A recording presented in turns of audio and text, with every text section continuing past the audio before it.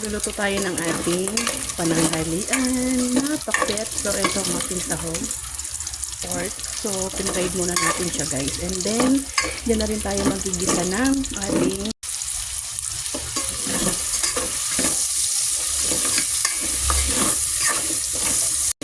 kamatis, guys. Ayan, lutuin. Ayan, guys, kumukulo na siya. Nalagyan ko siya ng konting water. And then, ilalagay na natin ang ating malunggay, guys.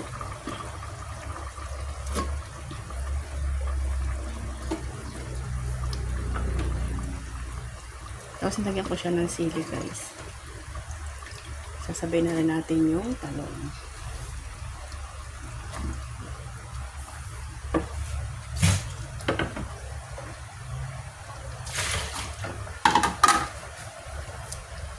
Siyempre, haluin natin yan.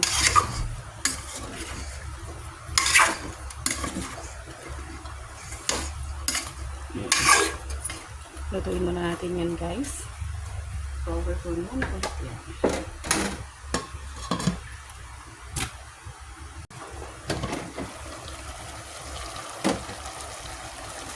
Okay, guys, haluin natin.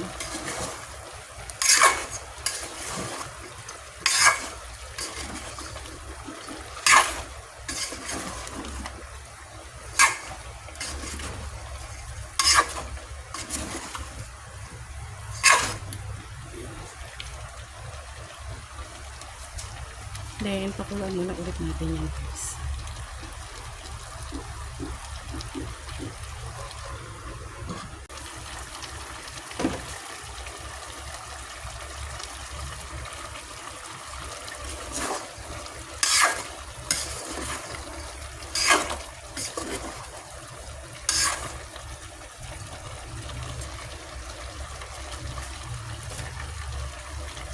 Natin kung okay na yung ating malunggay.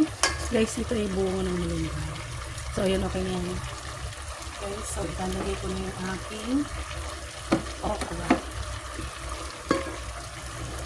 Hindi ng ating ampalaya. Mamaya na pala ampalaya, guys, kasi medyo makaumaka. Pumakit. Ang huli na natin yun. Huli tayo ng okra. Ituin naman natin yung okra, guys. Diba?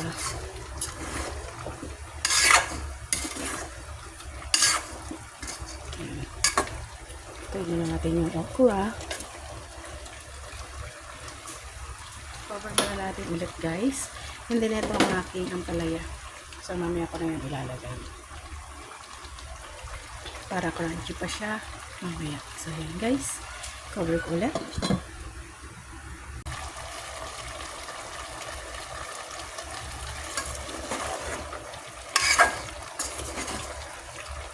So, ayan. Pwede na yan, guys. Diba? It's so yummy. Tikman natin.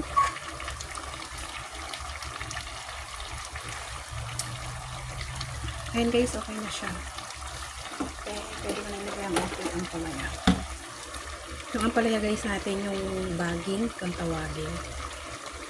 Ampalayang Tagalog. So, yun, guys.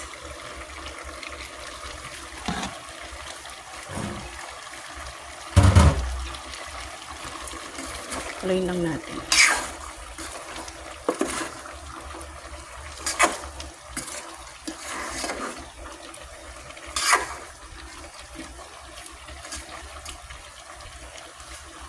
So, yun, guys. Ito na ang ating pakbet. So, yun na po ang ating lunch for today. Thank you for watching. Bye! Yun, guys, luto na. Okay, yun na po ang ating lunch. Bye!